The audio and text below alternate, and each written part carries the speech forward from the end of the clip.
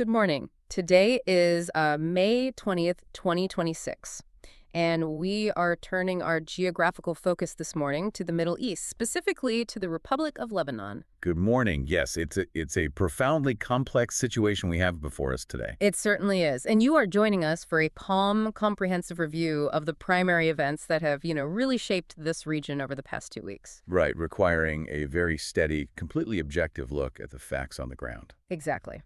Now, before we begin our analysis, we must note that today's deep dive is sponsored by ProWave AI, and the intelligence we are reviewing is generated using Stylo News. Which is incredibly relevant to today's broadcast, actually. It is, yeah. Stylo News is an AI-powered news application, and what makes this so fascinating is that it's the consumer version of the enterprise-grade Stylo Intel Ops software. Right, which is the exact same architecture utilized by governments, by militaries, and global businesses to forecast geopolitical shifts.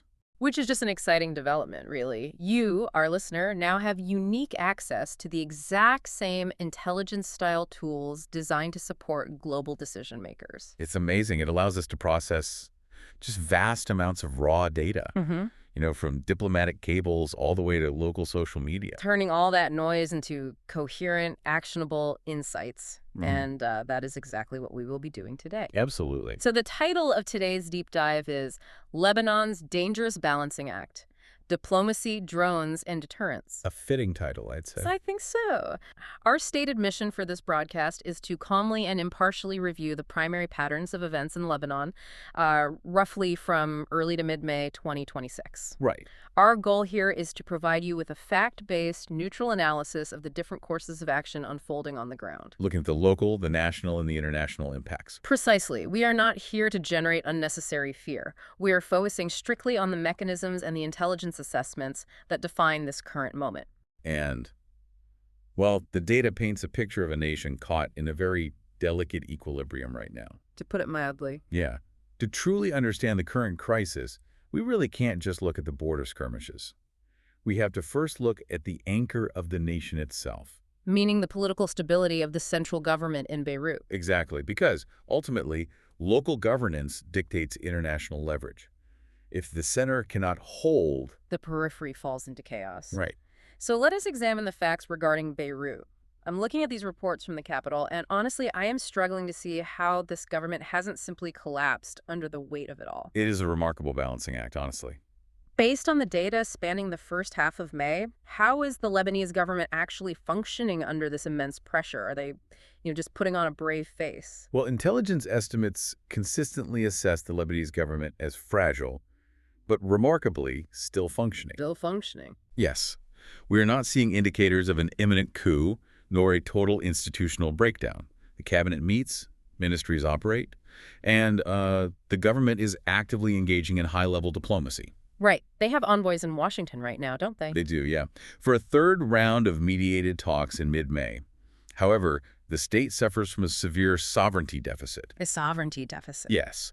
They attempt to project authority internationally, but domestically, they simply do not exercise a full monopoly on the use of force within their own borders. And that sovereignty deficit is clearly reflected in the polarized social sentiment we've gathered, right, from traditional news and social media over the last 2 weeks. Absolutely. The divide is stark. Because the data shows that the Christian, Sunni, and Druze communities broadly favor stability. They want the disarmament of non-state militias, and they want direct diplomatic talks to end the violence. Right. They want to return to normalcy. But conversely, Hezbollah's Shia base remains highly mobilized around a narrative of continued resistance. And this isn't just passive disagreement, is it? No, not at all. We've seen reports over the last 2 weeks of Hezbollah and allied supporters openly branding the Lebanese state as Zionist. Wow. In what context? Well, specifically in moments when Lebanese army forces attempt to deploy in southern suburbs of Beirut, like Dahieh. Yeah, that kind of rhetoric from a powerful, heavily armed internal faction, it severely constrains the central government's freedom of action. It undermines the state's legitimacy in real time. Exactly. Okay, let's unpack this. If the Lebanese government is like a referee in a match where one of the players brought their own heavily armed private army to the field, Right. how can Beirut negotiate a lasting ceasefire when they simply don't hold the whistle? I mean, how do they enforce anything they agree to in Washington? What's fascinating here is the absolute strategic dilemma that creates for Beirut, especially regarding international support. How so? Well, the reporting indicates that United States support for the Lebanese Armed Forces, the LAF, is reportedly becoming conditioned on Beirut taking concrete action against Hezbollah. The U.S. State Department has emphasized that Hezbollah's ongoing military actions occur without the Lebanese government's consent. Which, on one hand, that statement supports the state diplomatically, right? By legally separating Beirut from Hezbollah's actions. It does. But on the other hand, it glaringly exposes the government's ultimate weakness to the entire world. It sounds like an impossible catch-22 for the government. They are basically being asked to solve a problem they mathematically do not have the power to solve. It is exactly that. I mean, if the Lebanese government fails to act against Hezbollah, they risk losing vital international aid. The military funding and diplomatic backing that keeps the state afloat. Right. But if they attempt to satisfy international demands and, force a confrontation that the Lebanese army cannot win militarily. They risk sparking an internal sectarian civil war. Exactly. That leaves decision-makers in Beirut politically paralyzed. They are essentially forced to act as anxious bystanders in their own country's security crisis. Just managing the fallout rather than driving the policy. So if Beirut doesn't hold the real power, we have to look at who does. And that takes us from the diplomatic rooms in the capital, southward, to where the actual fighting is happening. Exactly. Since the central government cannot monopolize violence, we must examine the actual arbiters of force on the ground. Moving to the kinetic realities south of the Litani River. Right. We have to analyze that specific area. Let me stop you there for a second. For listeners who might be looking at a map of the region right now, why is the Litani River the magic line in the sand for this conflict? We see it referenced constantly in the intelligence reports. It's a crucial geographical marker. The Litani River runs roughly 18 miles north of the Israeli border. Okay. And under United Nations Security Council Resolution 1701, which ended the 2006 war, the area between the border and the Litani River was supposed to be a buffer zone. Right, free of any armed personnel except the Lebanese armed forces and UN peacekeepers. Exactly. But the reality today is that this resolution is largely unimplemented. The area south of the Litani is the primary tactical theater. Where Hezbollah maintains its entrenched military infrastructure. Yes. And it is where the majority of the daily violence is occurring. And the reality on the ground in that area is that despite a nominal ceasefire framework that was supposedly in place, a low to mid-intensity conflict is actively raging. It is. And the data details very specific tactics being used. Hezbollah has adapted significantly. Yeah, very much so. They are heavily deploying hard-to-jam, fiber optic, FPV, or first-person view drones, and the reporting shows these drones have successfully struck heavy Israeli armor, right, including a Namur armored personnel carrier and a Merkava tank in the border town of Ainatha, as well as causing personnel casualties. That's correct. Wait, I need to push back on the mechanics of this because it sounds like science fiction. Fiber optic. Are you saying these drones are flying around a live battlefield, striking heavy armor while trailing miles of actual physical glass cable behind them without it snapping? That is exactly what they are doing. It is incredible. It is.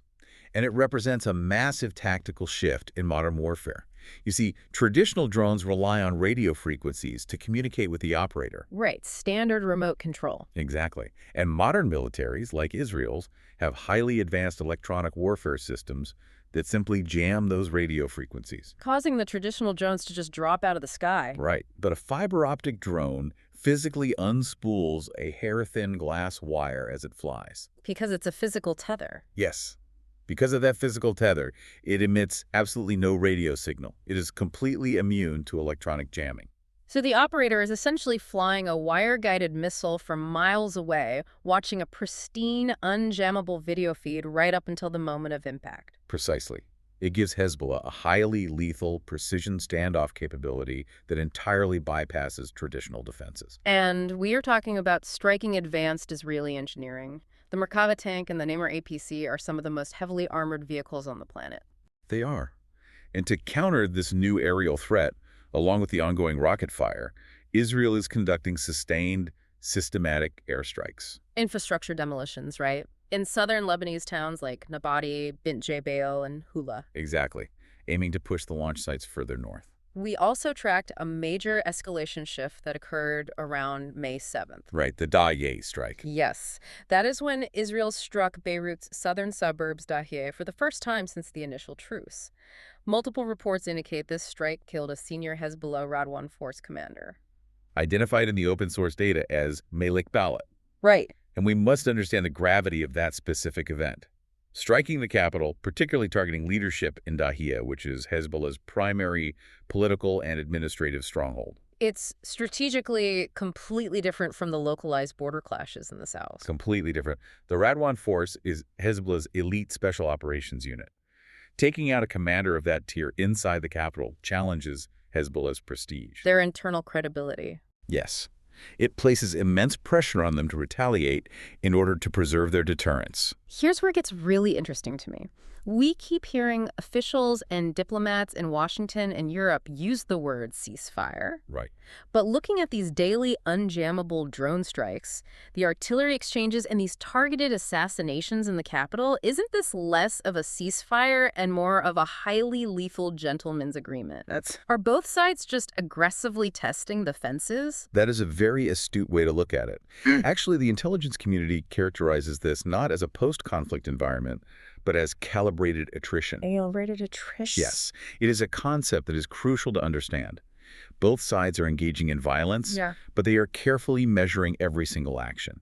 Neither currently wants an all-out, full-scale maneuver war. Because the costs would be immense. Full-scale war brings catastrophic infrastructural and civilian damage to both populations. Precisely. But at the same time, neither side can afford to look weak.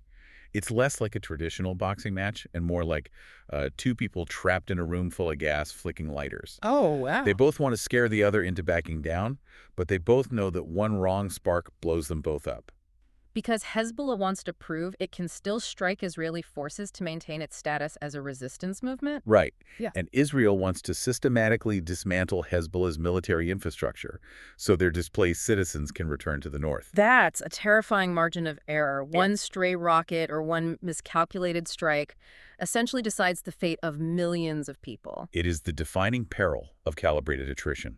When you have highly lethal, fast-moving tactical exchanges, the margin for error is almost zero. And these localized tactical strikes do not happen in a vacuum. No, they don't. They are intrinsically tied to broader regional geopolitics, which directly impacts the safety of international personnel operating in Lebanon right now. We absolutely must zoom out to the macro level here.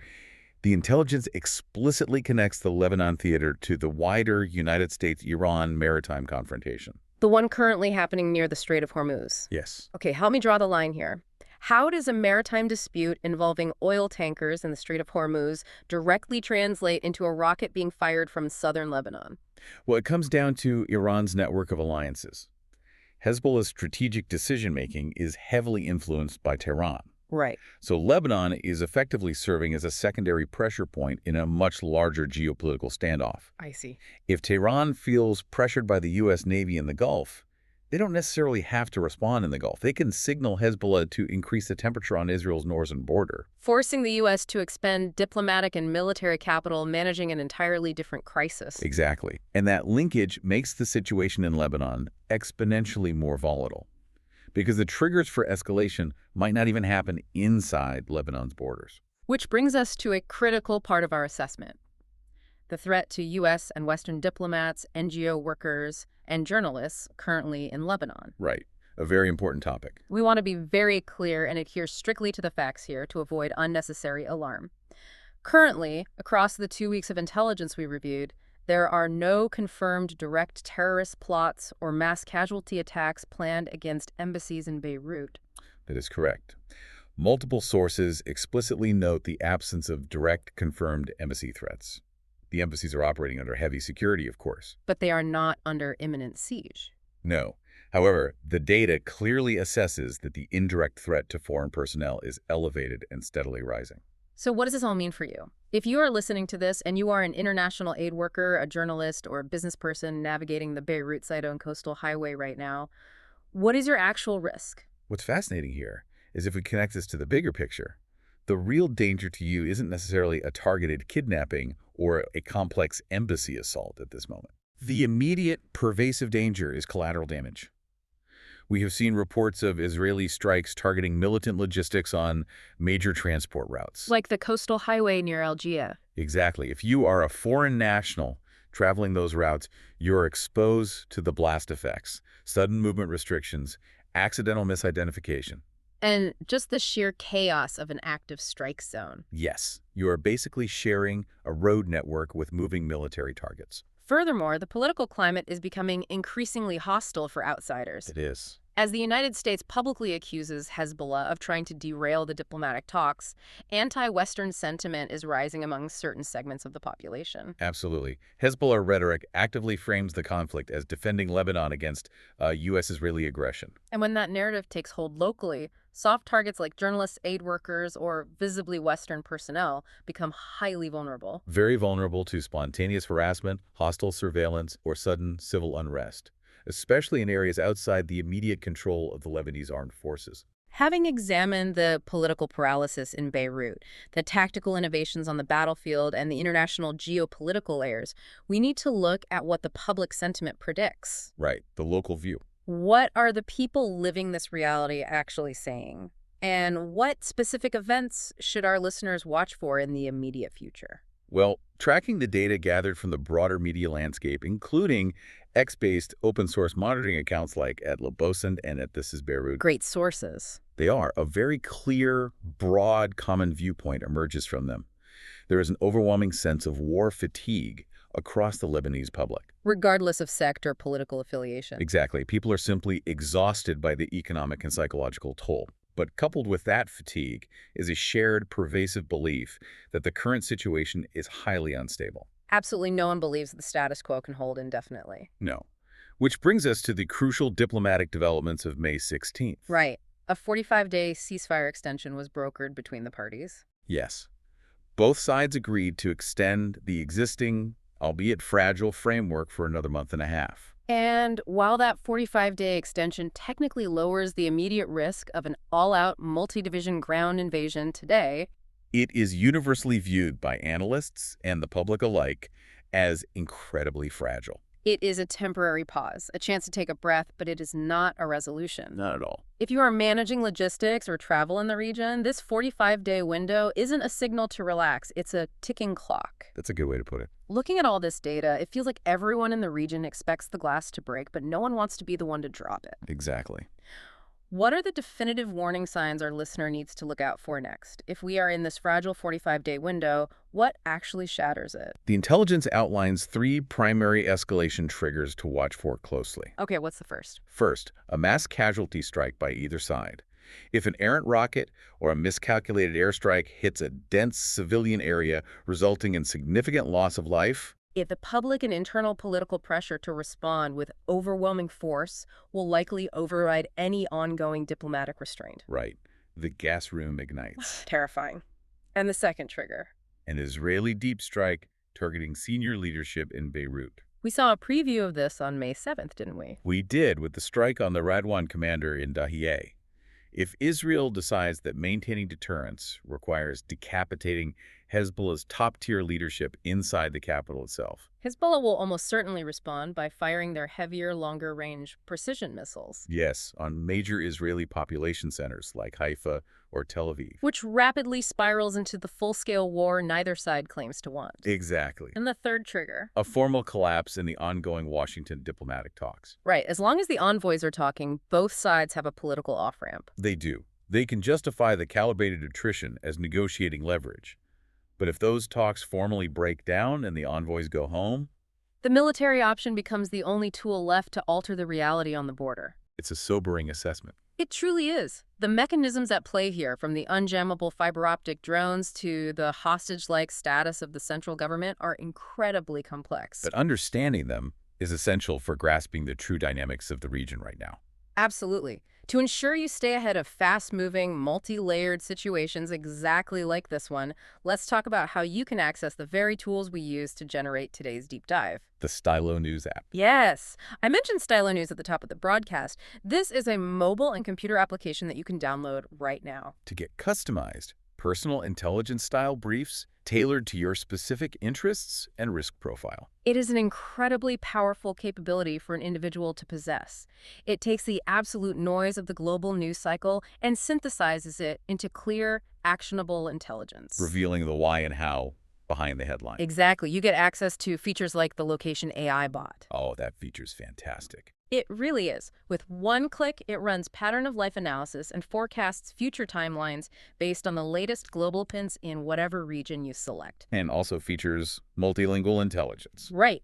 Actively tracking and translating over 250 global traditional news sources and X in real time. Across over 20 languages, there is no manual translation or endless scrolling required on your part. It allows you to instantly see the perspectives of different decision makers, track local sentiment, and monitor global flashpoints on a continuous, personalized dashboard. We highly recommend the Executive Monthly Plan. Definitely. It gives you comprehensive iOS, Android, and web access to custom AI searches, exportable reports, and the interactive map of events. You can subscribe right now at www.stylonews.com to get your AI-powered news on demand. That is stylonews.com. And with that, I'm going to drop the 1960s anchor voice for a second. I think we've earned it. I think so, too. Yeah. Thank you so much for joining us today for this deep dive. We really appreciate you taking the time to explore this incredibly complex topic with us. It really is a privilege to synthesize this kind of raw data for you and find the narrative threads that connect it all. It is. We love digging into these intelligence estimates and breaking down how these global gears actually turn. And, we want to hear what you want us to cover next. Definitely let us know. Please reach out and request topics for future deep dives. And don't forget to follow Stylo News on your favorite social media platforms to stay updated on the latest global shifts. But before we sign off, I want to leave you with one final thought to mull over. Returning to the core tension we discussed at the very beginning of the show. Okay, what is it? If the survival of a nation's government relies entirely on the restraint of a militia it cannot control, and a neighboring military it cannot defeat. Wait, let me rephrase that without the pause. If the survival of a nation's government relies entirely on the restraint of a militia it cannot control, and a neighboring military it cannot defeat, what does the word sovereignty actually mean in the 21st century?